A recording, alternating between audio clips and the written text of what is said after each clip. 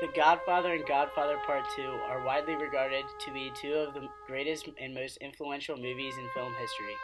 Exploring the themes of power, ethnic pride, tradition, ethnocentrism, privacy, and of course family, The Godfather Part 1 paints a rosy picture of the gangster lifestyle, depicting Vito Corleone, played by the great Marlon Brando, as an all-powerful, incorruptible gentleman among thieves, and the glue holding his family as and community together through his unquestionable dominance. Vito Corleone is the head of the eponymously named Corleone crime family, which at the time of the rule deals in most of all forms of crime bearing hard drugs under the disguise of Genco Olive Oil Company.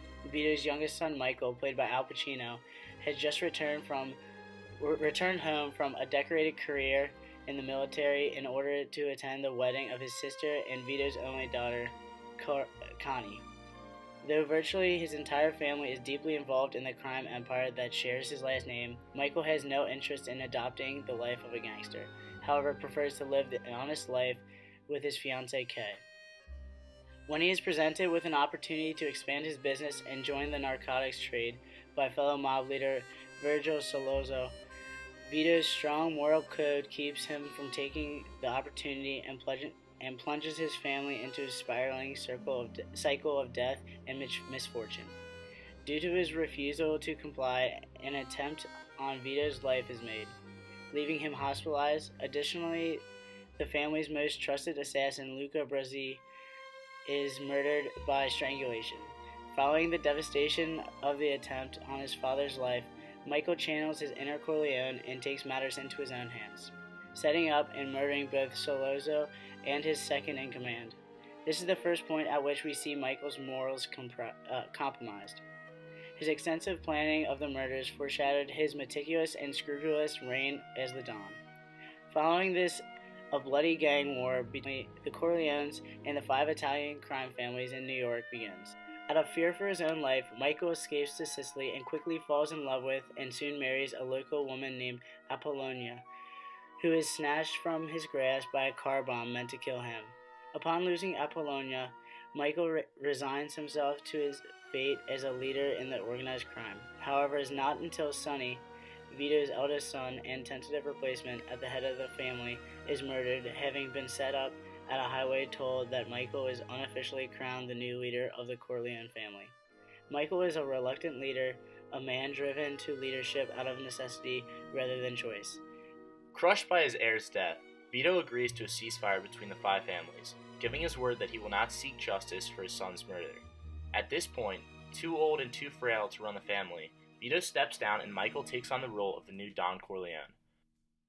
Michael eliminates the heads of all 5 families with incredible precision, solidifying himself and his family as the be-all, end-all in the world of organized crime and setting in motion the events of The Godfather Part 2. This is the point at which the characters of Vito and Michael become distinct and separate. Notice that even the way that vengeance is carried out by each man is fundamentally different. Come ti chiami? Mi chiamo Vito Corleone. Vito Corleone. Ti pigliaste un nome di sto paese, eh? Sto paese, come si chiama? Non si chiama Antonio Mandolini. Più forte, non si sente buono. Avvicina. Il padre si chiama Antonio Mandolini. E chi sto He does it passionately, staring him directly in the eyes and standing above him, asserting his power and dominance over him. Alternatively, when Michael settles the score with the 5 families, he is both physically and emotionally detached from the murders. Like the rest of the film, and the entirety of The Godfather Part 2, there is no longer any trace of the human being Michael Corleone. This scene in which he is christened as the Godfather serves as his degradation ceremony as a human being and his inception as the Don. Michael Francis Rizzi, do you renounce Satan? I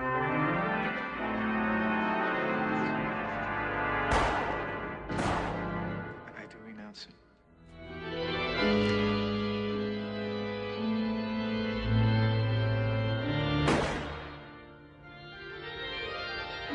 And all his works?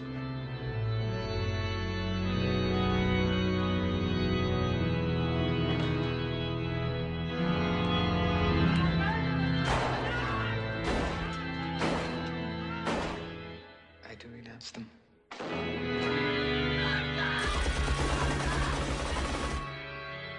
And all his pomps?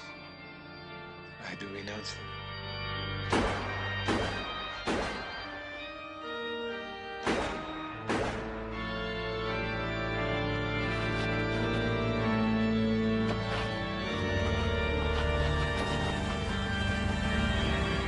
Michael Rizzi, will you be baptized?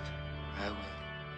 In nomine Patris et Filii. In The Godfather Part 2, Michael's reign as Don and a young version of his father making his rise to power are juxtaposed, exemplifying their differences and unique struggles.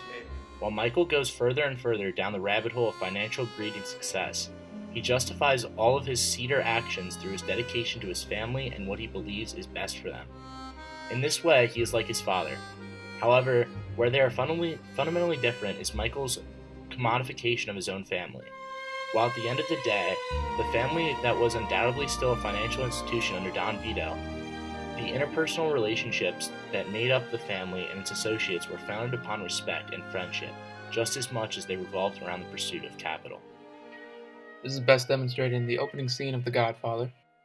I believe in America. America has made my fortune. Where Michael fails as a leader is where Vito succeeded. This is also the reason why he would never have been able to succeed as his father did. As the son of a legend and pillar in the community, Michael's sudden inception into the role of the most powerful man in crime placed upon his shoulders the invisible but ever-present weight of his father's legacy. I didn't protest. 2 months ago, he took her for a drive with another boyfriend. They made her drink whiskey, and then they tried to take advantage of her.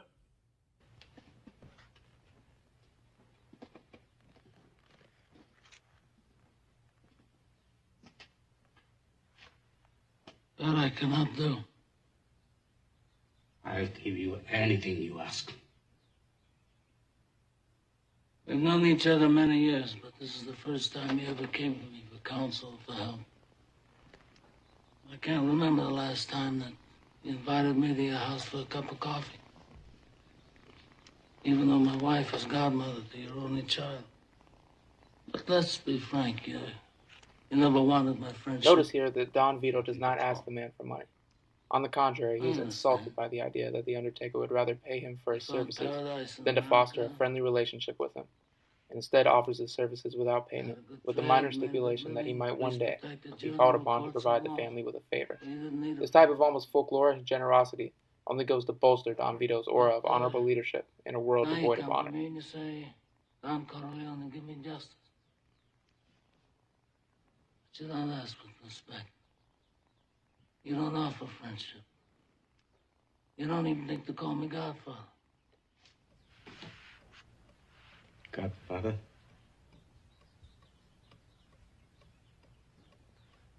Good.